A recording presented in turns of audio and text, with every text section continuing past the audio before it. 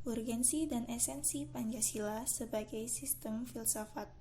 Sebelum itu, materi yang akan saya bahas adalah yang pertama, arti filsafat. Kedua, Pancasila sebagai sistem filsafat. Yang ketiga, urgensi Pancasila sebagai sistem filsafat. Dan yang keempat, esensi Pancasila sebagai sistem filsafat. Pertama, pengertian filsafat. Filosofia berasal dari bahasa Yunani, yakni kata kerja philen yang berarti mencintai, atau philia yang berarti cinta, dan sophia yang berarti kearifan, hikmah, atau hakikat kebenaran. Jika didefinisikan, maka filsafat dapat diartikan sebagai gagasan yang penuh pengetahuan, hikmah, dan kebijaksanaan.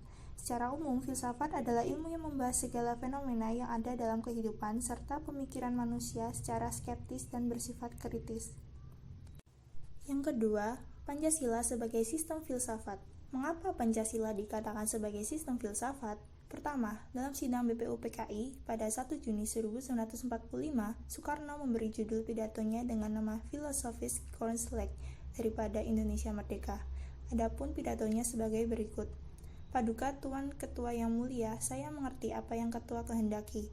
Paduka Tuan Ketua minta dasar, minta Philosophisch Grundslag. Atau jika kita boleh memakai perkataan yang muluk-muluk, Paduka Tuan Ketua yang mulia minta sesuatu Welstandschaft di atas mana kita mendirikan negara Indonesia itu. Soekarno, 1985.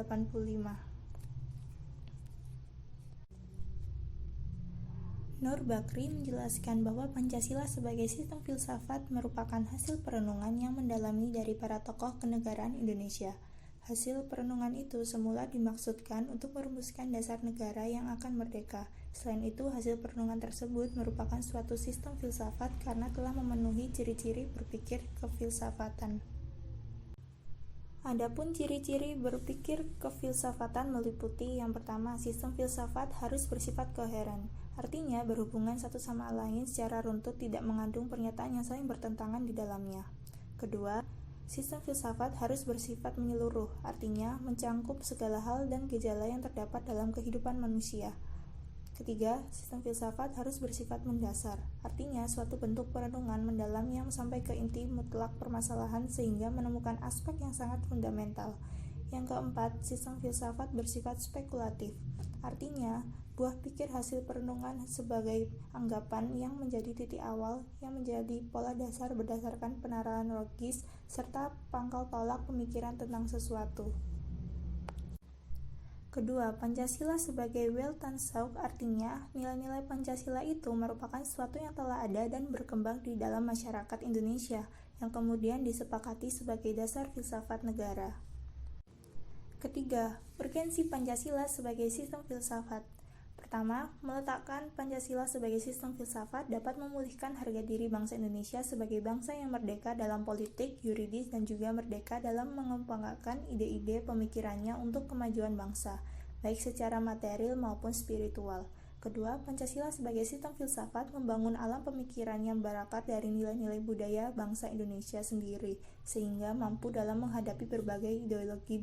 Ketiga, Pancasila sebagai sistem filsafat dapat menjadi dasar pijakan untuk menghadapi tantangan globalisasi yang dapat melunturkan semangat kebangsaan dan melemahkan sendi-sendi perekonomian yang berorientasi pada kesejahteraan rakyat banyak. Keempat, Pancasila sebagai sistem filsafat dapat menjadi way of life sekaligus way of thinking bangsa Indonesia untuk menjaga keseimbangan dan konsistensi antara tindakan dan pemikiran. Bahaya yang ditimbulkan kehidupan modern dewasa ini adalah ketidakseimbangan antara cara bertindak dan cara berpikir sehingga menimbulkan kerusakan lingkungan dan mental dari suatu bangsa. Yang keempat, esensi Pancasila sebagai sistem filsafat. Pertama, hakikat sila ketuhanan terletak pada keyakinan bangsa Indonesia bahwa Tuhan sebagai prinsip utama dalam kehidupan semua makhluk. Kedua, hakikat sila kemanusiaan adalah manusia monopluralis, yakni terdiri atas 3 monodualis, yaitu susunan kodrat, jiwa atau raga, sifat kodrat, makhluk individu atau sosial, kedudukan kodrat, makhluk pribadi yang otonom, dan makhluk Tuhan. Ketiga, hakikat sila persatuan terkait dengan semangat kebangsaan. Rasa kebangsaan terwujud dalam bentuk cinta tanah air.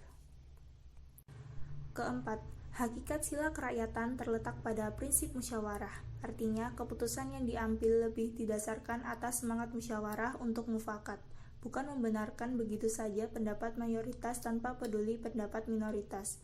Kelima, hakikat sila keadilan terwujud dalam 3 aspek, yaitu keadilan distributif, legal, dan komutatif. Keadilan distributif adalah keadilan bersifat membagi dari negara kepada warga negara. Keadilan legal adalah kewajiban warga negara terhadap negara atau dinamakan keadilan bertaat. Keadilan komutatif adalah keadilan antara sesama warga negara. Sekian dan terima kasih.